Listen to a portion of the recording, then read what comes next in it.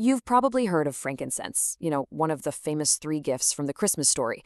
But today, it's a huge star in the wellness world, with people claiming it does everything from soothing sore joints to calming anxiety. It's this ancient, almost mystical resin. But is there any real science behind all the modern hype? Well, let's dive in and find out. So first things first, what exactly is frankincense? Well, it's also known as Olibanum, and it's basically the hardened, dried sap, or resin that comes from the Boswellia tree. These trees grow in really dry, mountainous regions of India, Africa, and the Middle East. It's got this incredible, woody, kind of spicy smell, and today you can find it in pretty much everything: oral supplements, skin creams, and, of course, essential oils for aromatherapy. And that really brings us to the core question we're exploring here. Is frankincense this powerful ancient remedy that we're just rediscovering? Or is its incredible popularity today just modern hype? It's time to separate the facts from the fiction. So let's just quickly look at its journey. We're talking about something that's gone from a legendary gift fit for a king to a must-have staple on every wellness blog out there. And along the way, it's picked up some pretty big health claims. Okay, so what does the science actually suggest? Let's start by digging into the potential benefits that seem to have some real evidence-backed research behind them. So the secret sauce in frankincense seems to be a compound called boswellic acid. Scientists think this is its most powerful anti-inflammatory component. The theory is that it works by stopping the body from releasing something called leukotrienes, and leukotrienes are what cause inflammation. Now, keep that mechanism in mind, because we're going to come back to it. So where does this anti-inflammatory action show the most promise? Well, the first big area researchers are looking at is treating arthritis. We're talking both osteoarthritis and rheumatoid arthritis here. Now, the research here looks promising, but, and this is a big but, a lot of the studies were considered low quality. So for osteoarthritis, some reviews did find it was better than a placebo for pain and stiffness. For rheumatoid arthritis, one study on rats showed it helped a bit, but it wasn't nearly as good as standard medication.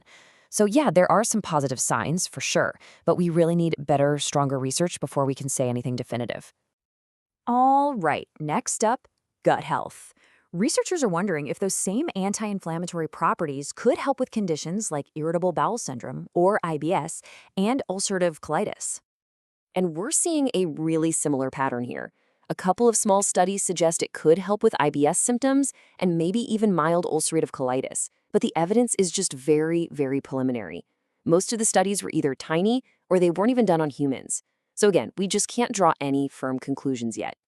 Okay, moving on to asthma. This one connects directly to its history, since frankincense was used in traditional medicine for things like bronchitis. So is there any modern science to back that up? And hey, this is where that mechanism we talked about, leukotrienes, comes right back into play. In asthma, it's leukotrienes that cause the bronchial muscles to tighten up and constrict.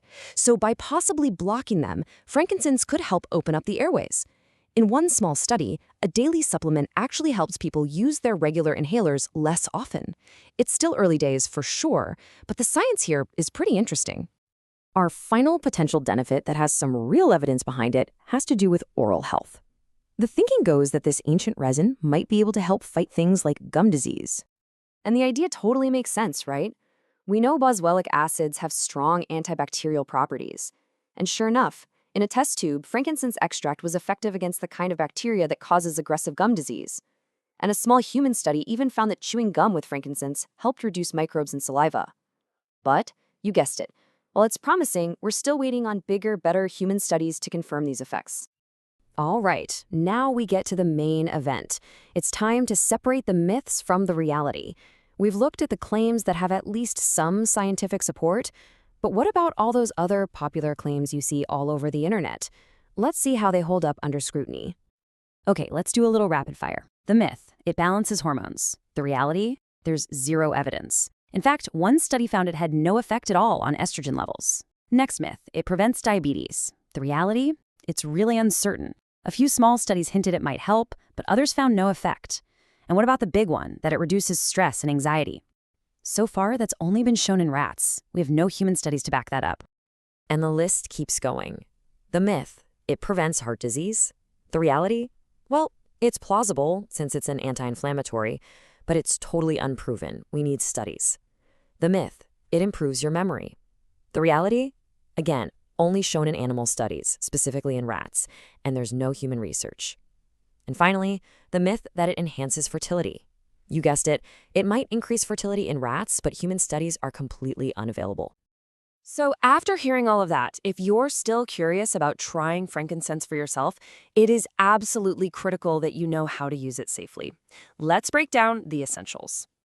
So there are pretty much three main ways people use it. First, you've got your oral supplements like capsules or tablets. Second, there are topical creams that you apply directly to your skin. And third, you have essential oils. Now, these should only be used for aromatherapy or diluted with a carrier oil before you put them on your skin. Please never, ever ingest the essential oil. Now, the immediate follow-up question that everyone has is, okay, so what's the right dosage? How much is actually effective? And just as important, how much is safe? And the simple, honest answer is, there is no standard dosage. Scientists just don't know what the optimal amount is yet, and it probably varies from person to person anyway. This is exactly why it is so essential to talk to a healthcare professional before you even think about taking it. And finally, we have to talk about the most important safety warnings. Listen up, because this is crucial.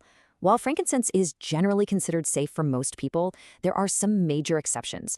Some research suggests it might increase the risk of miscarriage, so anyone who is pregnant or even trying to become pregnant should avoid it completely.